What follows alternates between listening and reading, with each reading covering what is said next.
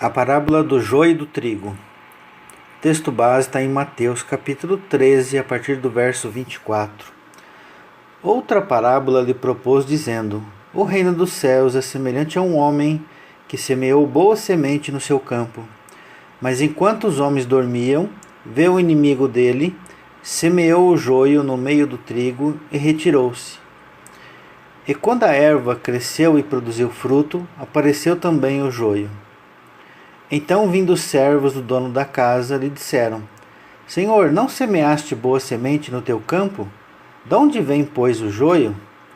Ele, porém, lhe respondeu: Um inimigo fez isso. Mas os servos lhes perguntaram: Queres que vamos e arranquemos o joio? Não, replicou ele, para que ao separar o joio, não arranqueis também com ele o trigo. Deixai-os crescer junto até a colheita. E no tempo da colheita, direi aos ceifeiros: Ajuntai primeiro o joio, atai-o em feixes para ser queimado, mas o trigo recolhei-o no meu celeiro. O próprio Yeshua, Jesus, explicou aos seus discípulos boa parte da parábola de Mateus capítulo 13. Mas a gente vai ver posteriormente que algumas coisas ele não explicou. Mas aquele que medita na palavra de dia e de noite pode tirar ensinamentos. Então, primeiro vamos ver a explicação que o próprio Yeshua disse. Ver como ele nos ensina como interpretar parábolas, né? Então, o texto está em Mateus capítulo 13, a partir do verso 36. Então, despedidas as multidões, foi Jesus para casa. E chegando-se a ele os seus discípulos, disseram: Explica-nos a parábola do joio do campo. E ele respondeu: O que semeia a boa semente é o filho do homem. O campo é o mundo. A boa semente são os filhos do reino. O joio são os filhos do maligno. O inimigo que o semeou é o diabo. A ceifa é a consumação do século. E os ceifeiros são os anjos. Pois assim como o joio é colhido e lançado ao fogo, assim será na consumação do século. Mandará o Filho do Homem os seus anjos, que ajuntarão do seu reino todos os escândalos e os que praticam a iniquidade, e os lançarão na fornalha acesa. Ali haverá choro e ranger de dentes. Então os justos resplandecerão como o sol no reino de seu Pai. Quem tem ouvidos para ouvir, ouça. Então a gente percebe aqui que o campo é o mundo. O mundo é todo o planeta Terra. Não é só uma nação, não é só um pequeno pedaço de terra. Então nós não devemos olhar para o Israel literal, no Oriente Médio, mas sim todo o planeta Terra. O campo é o mundo. A boa semente são os filhos do reino. E o joio, que são as sementes más, são os filhos do maligno. O inimigo que semeou é o diabo.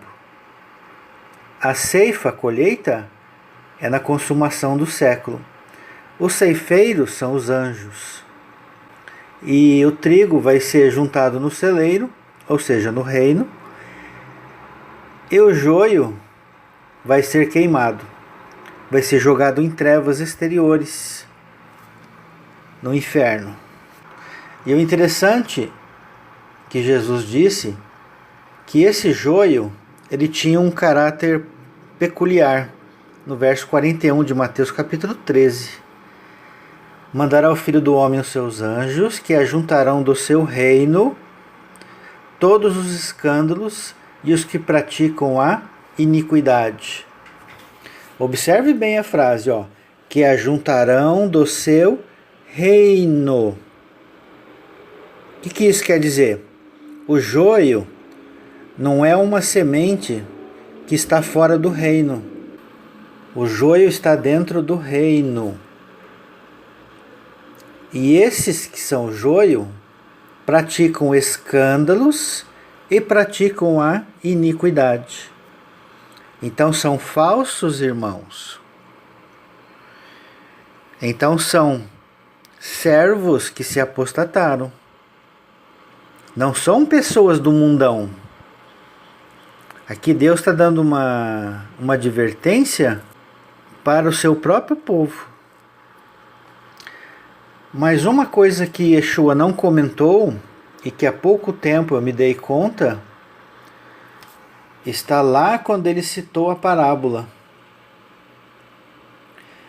Vamos voltar lá para Mateus capítulo 13, a partir do verso 24. O reino dos céus é semelhante a um homem que semeou boa semente no seu campo. Mas, enquanto os homens dormiam, observe aí, enquanto os homens dormiam. O que significa isso? Quando os homens dormem, eles perdem a consciência.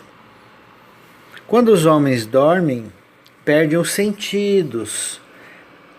O homem deixa de vigiar, deixa de cuidar. Então, quando os homens dormem, o inimigo se aproveita para plantar a semente ruim. Aonde? Seria um pedaço de terra onde ele ia plantar essa semente? Não. Essa semente é plantada no coração do homem. É só pegar a parábola da semente e encaixar aqui.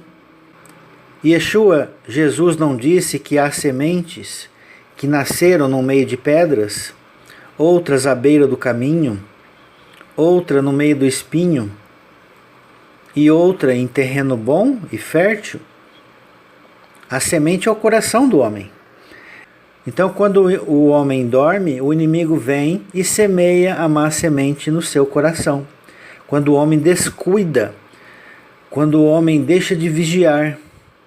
Então, o que acontece? Quando os homens dormem, falsas doutrinas são inseridas no coração do homem. Então, a gente vê no meio da igreja, no meio das sinagogas, falsas doutrinas sendo semeadas. Existe o trigo, mas também existe o joio. Acontece que as pessoas que vão nas igrejas e sinagogas pensam que a igreja é santa, pensam que a sinagoga é santa. Então, de olhos fechados, creem em tudo que é ensinado. Mas será que é isso mesmo? Tudo que é ensinado nas igrejas e sinagogas está coerente com a verdade? Está coerente com a palavra de Deus? Que cada um de nós que medita na palavra de dia e de noite possa fazer esse discernimento, esse julgamento. Então esse estudo vai mostrar os malefícios de quando o homem dorme, porque aí o diabo se aproveita para semear a má semente em nosso coração. Eu gostaria de ler alguns versos que vai embasar esse estudo, começando por Gênesis 2, verso 15. Tomou, pois, o Senhor Deus ao homem e o colocou no jardim do Éden, para o cultivar e o guardar. Então o jardim era para ser cultivado e guardado.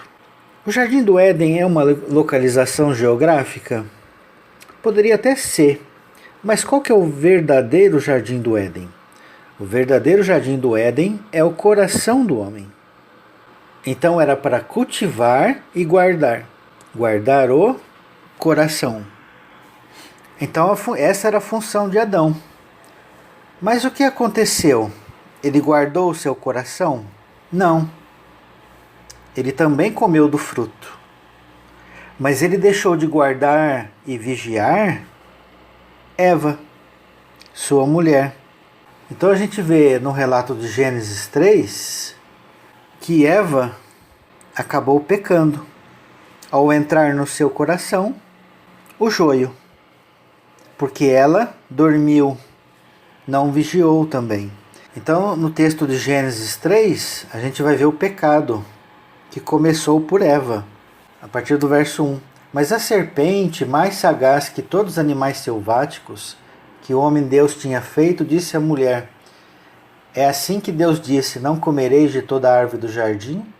Respondeu-lhe a mulher: Do fruto das árvores do jardim podemos comer, mas do fruto da árvore que está no meio do jardim, Deus disse: dele não comereis, nem tocareis nele, para que não morrais.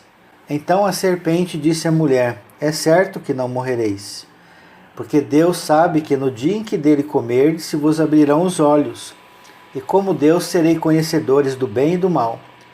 Vendo a mulher que a árvore era boa para se comer, agradável aos olhos, e árvore desejável para dar entendimento, tomou-lhe do fruto e comeu, e deu também ao marido, e ele comeu.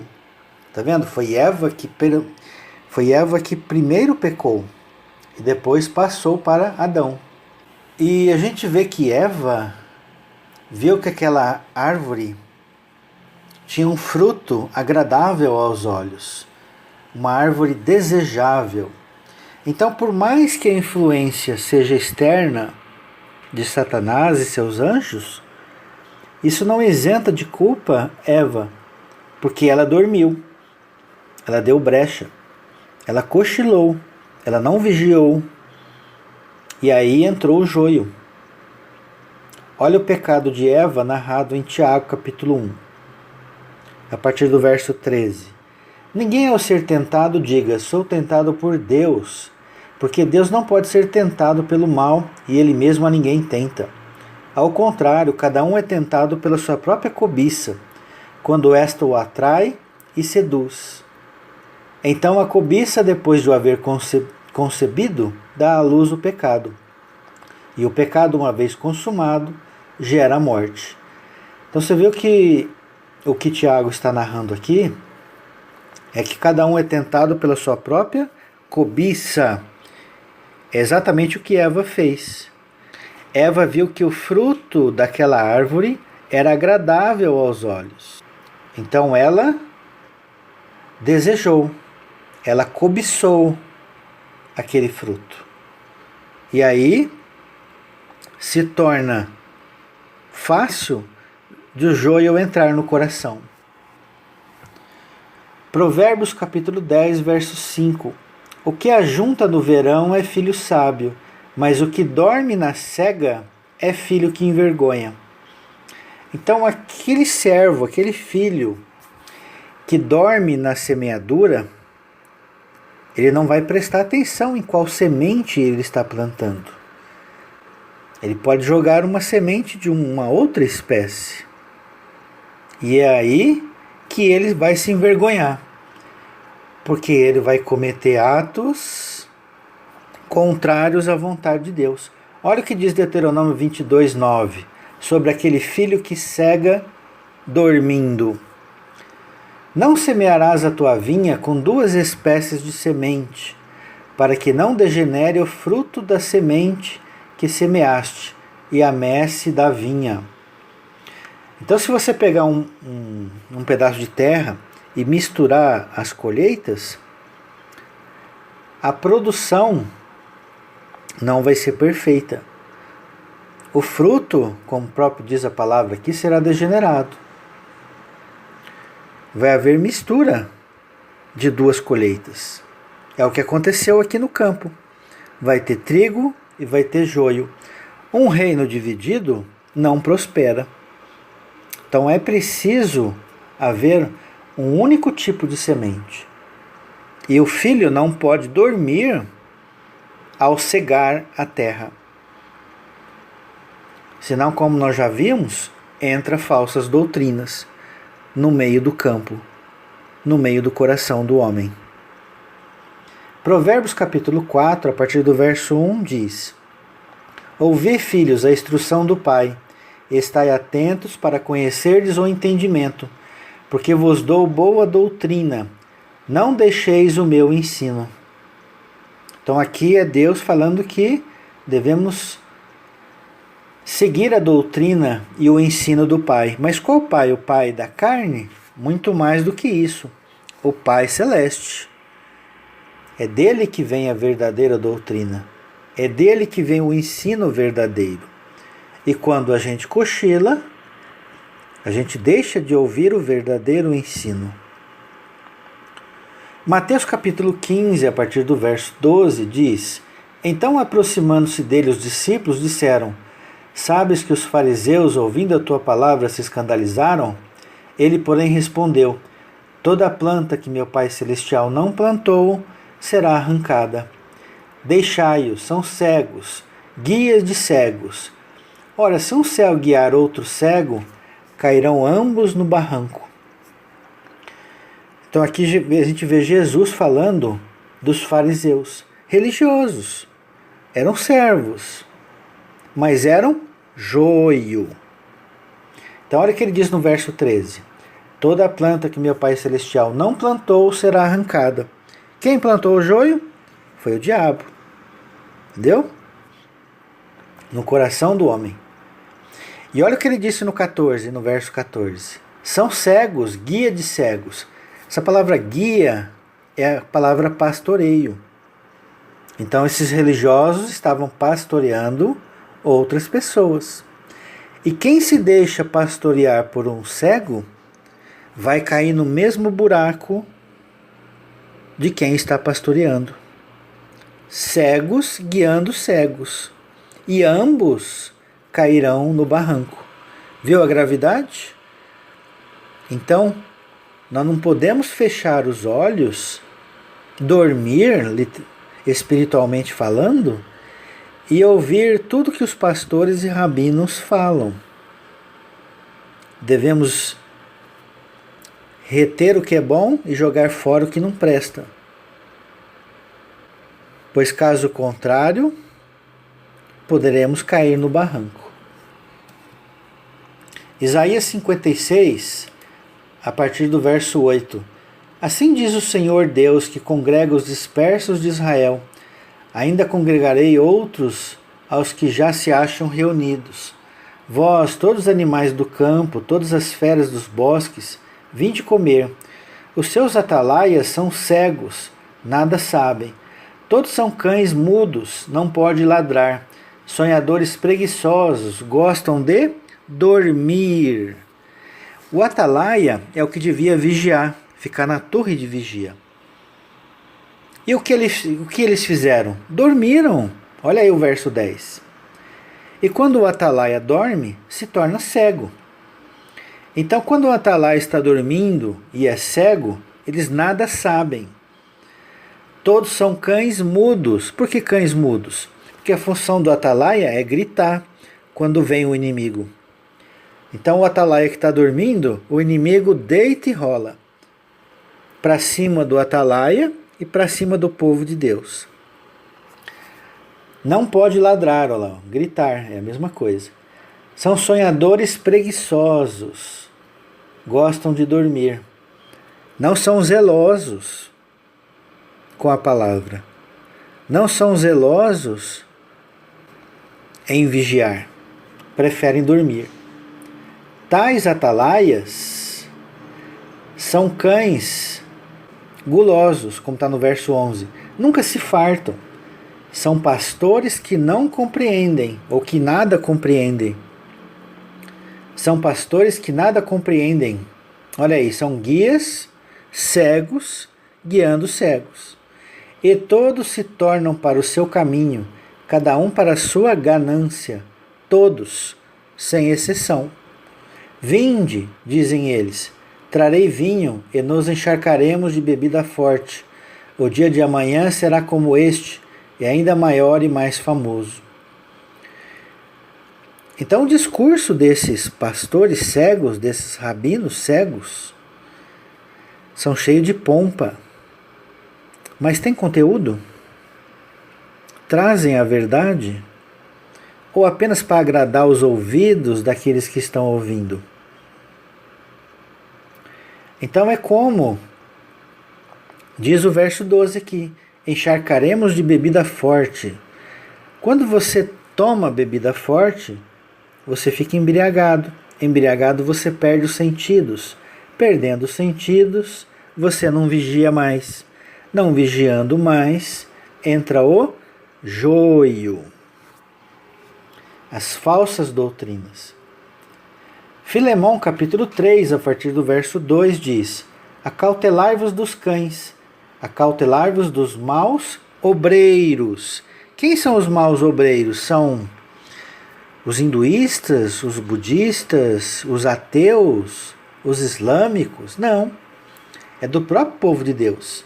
Então percebe aqui que Paulo está falando acautelai-vos dos cães. Quais cães? Aquele que foi citado em Isaías 56.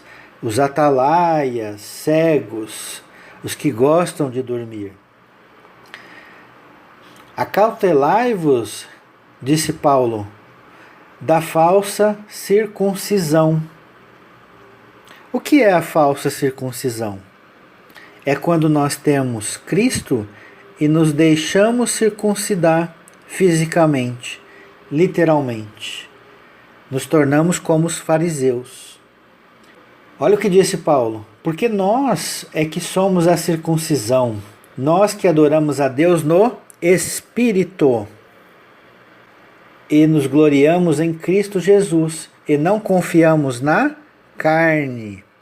Quem confia na carne vai se circuncidar na carne. O que é da carne é para a carne. O que é do Espírito é para o Espírito. Então, como eu posso ter certeza que os da falsa circuncisão são aqueles que se circuncisam literalmente, ou seja, o prepúcio? Romanos capítulo 2, a partir do verso 25, diz: porque a circuncisão tem valor se praticares a lei. Se és, porém, transgressor da lei, a tua circuncisão já se tornou incircuncisão. Reparou o que Paulo disse? Se você se circuncidou, ela só tem valor se você pratica a lei. A pergunta é, qual de nós pratica a lei? Qual de nós não peca? Então, se todos pecamos, como diz o próprio Paulo aqui, a nossa circuncisão já se tornou em incircuncisão. Não tem valor nenhum. Percebe? Se, pois, a incircuncisão observa os preceitos da lei, não será ela porventura considerada como circuncisão? E se aquele que é incircunciso por natureza cumpre a lei, certamente ele te julgará a ti. Olha que gravidade. Aquele que não é circunciso, mas que cumpre a lei, certamente ele vai julgar o circunciso da carne, porque ele é superior, percebe? Quem é esse que cumpre a lei e é incircunciso por natureza? É aquele que está em Cristo, ok? Continuando aqui, que não obstante a letra e a circuncisão, é transgressor da lei, porque não é judeu quem o é apenas exteriormente, nem é circuncisão o que é somente na carne. Porém, judeu é aquele que o é interiormente. Então, ser judeu, ser filho de Deus, é interior e não exterior. Não adianta eu fazer a circuncisão externa para ser chamado filho de Deus. Eu não vou ser filho de Deus. Olha o que Paulo diz. A circuncisão é interior. É a do coração, no espírito, não segundo a letra, e cujo louvor não procede dos homens, mas de Deus. Olha agora a sequência de Romanos capítulo 3. Lembrando que quando Paulo escreveu não tinha separação de capítulos e versículos. Então o assunto continua. E há judeus maliciosos que só lê o verso 1 de Romanos 3 separado do contexto de Romanos capítulo 2. Então observe, qual é a verdadeira circuncisão? É a do coração. E olha a pergunta de Paulo no capítulo 3, verso 1. Qual, pois, é a vantagem do judeu? Ou qual a utilidade da circuncisão? Qual circuncisão Paulo está falando aqui? A do prepúcio ou do coração? Do coração. Não é do prepúcio. Maldosamente, os judeus messiânicos usam esse verso para falar da circuncisão do prepúcio. Estejam atentos a isso. Então, qual é a vantagem da verdadeira circuncisão? Muita, sobre todos os aspectos, principalmente porque aos judeus, aos verdadeiros judeus, foram confiados os oráculos de Deus. Jeremias capítulo 5, a partir do verso 23. Mas esse povo é de coração rebelde e contumaz. Rebelaram-se e foram-se. Não dizem eles mesmos: temamos agora ao Senhor nosso Deus, que nos dá o seu tempo, a chuva, a primeira e a última, que nos conserva as semanas determinadas da cega? As vossas iniquidades desviam estas coisas, e os vossos pecados afastam de vós o bem. Porque entre o meu povo se acham perversos. Entre o meu povo. Percebe que o joio onde está? Ele não está lá fora. Ele está aqui dentro. E os vossos pecados afastam de vós o bem. Porque entre o meu povo se acham perversos. Cada um anda espiando, como espreitam os passarinheiros. Como eles dispõem armadilhas e prendem os homens. Então a mesma arapuca que armam as pessoas para pegar passarinho, assim é aquela semente ruim, o joio. Ele lança armadilhas para pegar a boa semente. Cuidado, cegos guiando cegos vão ambos para o barranco. Como a gaiola cheia de pássaros são as suas casas cheias de fraude, por isso se tornaram poderosos e enriqueceram, engordam, tornam-se nédios e ultrapassam até os feitos dos malignos. Ou seja, está vendo aí? Faz coisas abomináveis mais do que os ímpios.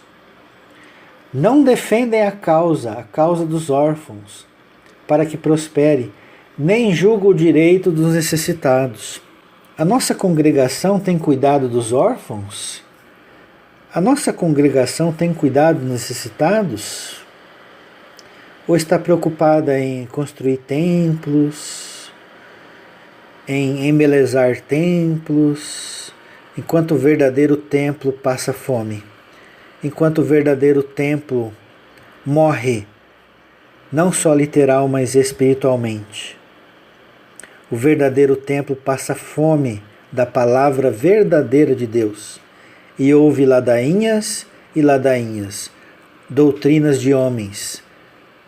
Ouvem joio. Continua Deus em Jeremias 5. Não castigaria eu estas coisas, diz o Senhor? Não me vingaria eu de nação como esta? Coisa espantosa e horrenda se anda fazendo na terra. Os profetas profetizam falsamente, e os sacerdotes dominam de mão dadas com eles. Olha aí o conluio dos sacerdotes com os profetas. Para quê? Para apacentar o povo? Não, para enganar o povo. Para viver às custas do povo. Às custas da lã da ovelha. E é o que deseja o meu povo. Está vendo o povo cego? Se deixa guiar por falsos profetas, se deixam guiar por falsos sacerdotes. Porém, que fareis quando essas coisas chegarem ao seu fim? Nós já sabemos. A colheita. Vigiai para que não entreis em tentação. Porque o joio vai ser queimado e o trigo vai para o celeiro, na consumação do século, na colheita. Efésios capítulo 5, a partir do verso 14. Pelo que diz: desperta, ó tu que dormes. Estamos dormindo? Olha a palavra para nós aqui. Desperta, tu que dormes, levanta-te de entre os mortos, e Cristo te iluminará. Portanto, vede prudentemente como andais, não como nécios, tolos, e sim como sábios, remindo o tempo, porque os dias são maus. Por esta razão não vos torneis insensatos, mas procurai compreender qual é a vontade do Senhor. E não vos embriagueis com vinho, porque vinho perde o sentido, o discernimento, no qual há dissolução, mas enchei-vos do Espírito. Isaías 29, a partir do verso 9. Estatelai-vos e ficai estatelados, cegai-vos e permaneceis cegos. Cegai-vos e permaneceis cegos. Bêbados estão, mas não de vinho. Andam cabaleando, mas não de bebida forte. Então tem pessoas que acham que a gente não pode tomar um vinhozinho de vez em quando. Ah, se você beber vinho, você vai ficar cego. Não é isso que está dizendo o texto aqui. É beber vinho de maneira espiritual. Beber vinho é você dormir, é você ficar sem vigilância, sem discernimento das coisas espirituais. Olha aqui, verso 9. Bêbados estão, mas não de vinho. Estão bêbados de falsas doutrinas. Estão bêbados de joio. Estão bêbados de seguir falsos mestres. Andam cambaleando, mas não de bebida forte. O que é cambalear? Não saber que direção vai. São cegos sendo guiados por outro cego. E repito, vão cair no barranco. Porque o Senhor derramou sobre vós o espírito de profundo sono. Estão dormindo. Olha o joio entrando. E fechou os vossos olhos, que são os profetas, e vendou a vossa cabeça, que são os videntes. Toda visão já se tornou como as palavras de um livro selado, que se dá ao que não sabe ler, dizendo, lê isso, peço-te. E ele responde, não posso porque está selado. E dá-se o livro ao que não sabe ler, dizendo, lê isto, peço-te. E ele respondeu, não sei ler.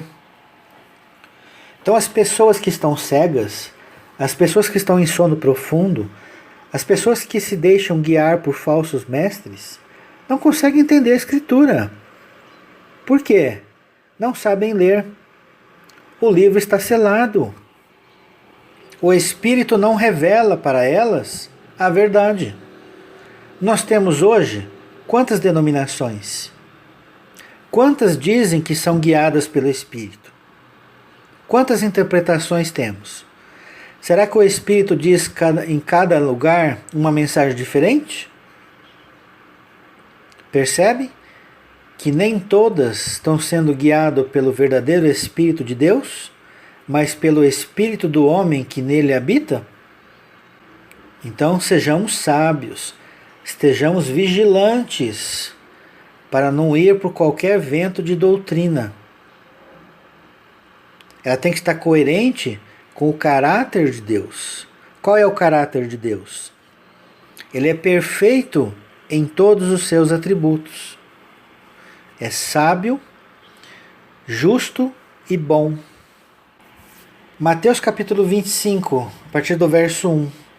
Então o reino do céu será semelhante a 10 virgens, que tomando as suas lâmpadas saíram a encontrar-se com o noivo. 5 dentre elas eram nécias e 5 prudentes.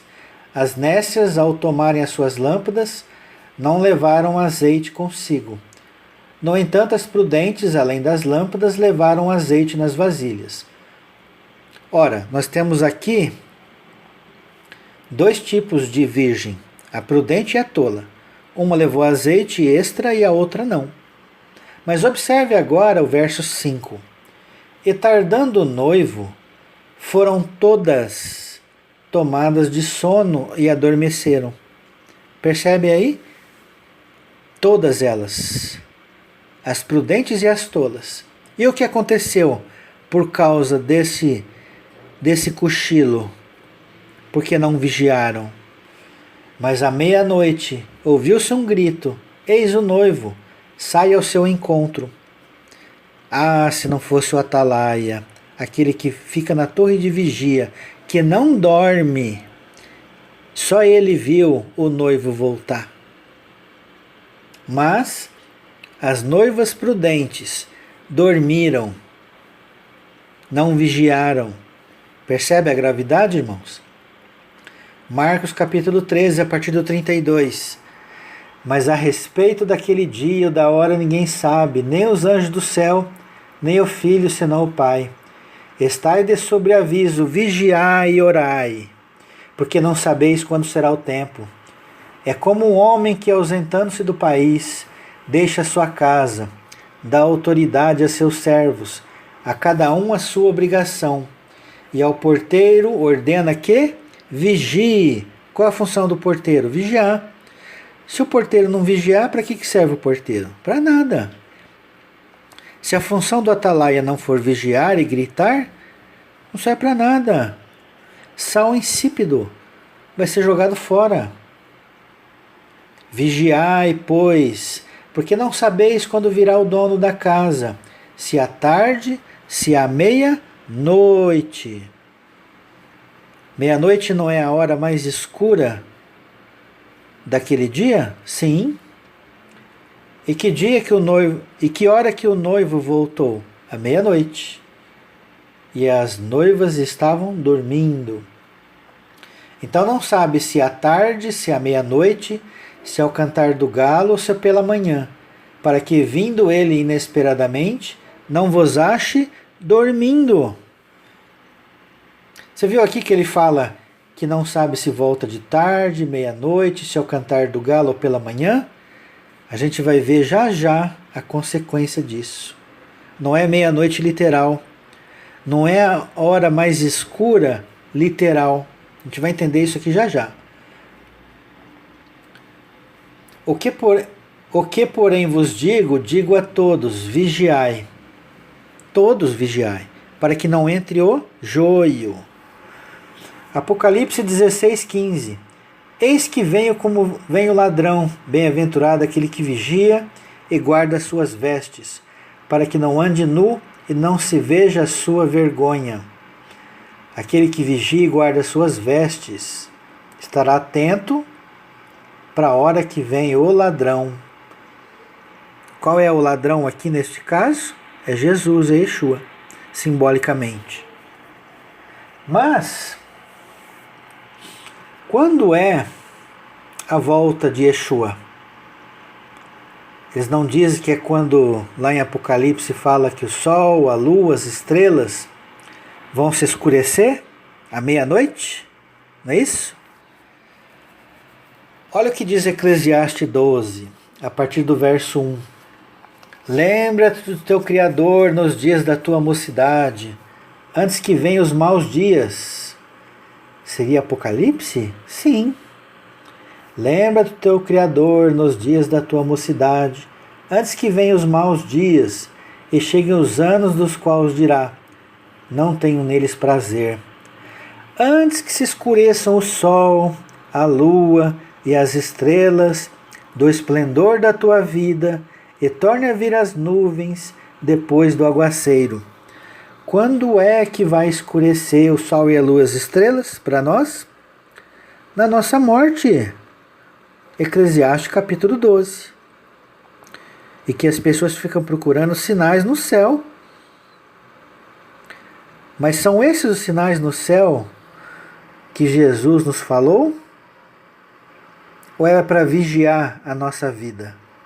Quantas pessoas morreram aguardando isso acontecer literalmente? Será que elas vigiaram? Será que elas foram para o barranco? Entende? Quando eu ver os sinais no céu, aí eu vou me cuidar, porque Cristo está voltando. Acontece que a nossa morte, a gente não sabe quando vai vir. É hoje? É amanhã? É depois da manhã? Quem garante que amanhã a gente vai acordar? Percebe a gravidade, o joio que foi plantado no meio do povo de Deus? Eles estão aguardando Cristo vindo do céu. Disse Lucas, quando disserem, eis o Cristo, aqui ou ali, não acrediteis, porque o reino não vem com visível aparência, pois o reino de Deus está dentro de vós.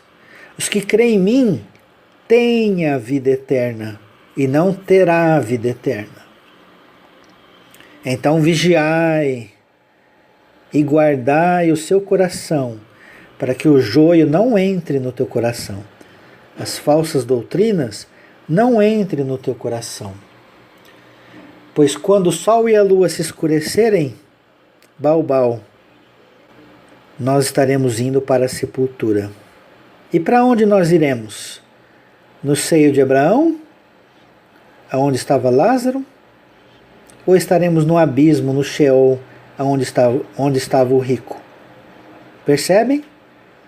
Aonde vai estar o joio e o trigo? No dia da colheita? No dia em que tremerem os guardas da casa, os teus braços, quem guarda o nosso corpo? Nossos braços, ele protege. Eles começarem a tremer, velhice. E se curvarem os homens outrora fortes, as tuas pernas, olha aí, e cessarem os teus moedores da boca. A gente vai ficando velho, os dentes vão caindo, vão quebrando, por já serem poucos, e se escurecerem os teus olhos nas janelas. Olha só, os teus lábios, quais portas da rua se fecharem no dia em que não puderes falar em alta voz, te levantares a voz das aves, e todas as harmonias, filhas da música, te diminuírem, como também quando temeres o que é alto, e te espantares no caminho, e te embranqueceres como floresce a amendoeira, e o gafanhoto te for um peso, e te parecer o apetite, porque vais à casa eterna. Está vendo que na morte a gente vai à casa eterna? E os pranteadores andem rodeando pela praça. Aqui é um texto simbólico, ó, e a gente tem que aprender a discernir os símbolos antes que se rompa o fio de prata. Esse fio de prata, será que não liga a nossa alma, o nosso espírito ao nosso corpo de carne e sangue? Pode ser. Esse despedace o copo de ouro, esse quebra o cântaro. O que é o cântaro? O vaso de barro. O que é o cântaro quebrado? É o nosso corpo se desfazendo. E se quebra o cântaro junto à fonte. Qual fonte? A fonte que nos dá a vida, o sopro de Deus. E se desfaça a roda junto ao poço, e o pó volte à terra, ou seja, o que é carne volta para a terra, como era, e o espírito volte a Deus que o deu. A nossa essência, a nossa imagem e semelhança do eterno, volta para Deus. A nossa essência não fica no túmulo. A nossa essência vai estar aonde? Ou no seio de Abraão, ou no abismo. Ou seremos trigo, ou seremos joio. Então, quando dormiremos de verdade, acontecerá a colheita. Colheita da nossa alma. Então, vigiemos o nosso coração em todo o tempo, antes que venha a colheita. Que o Senhor nos abençoe e nos guarde. Um abraço a todos e shalom, shalom.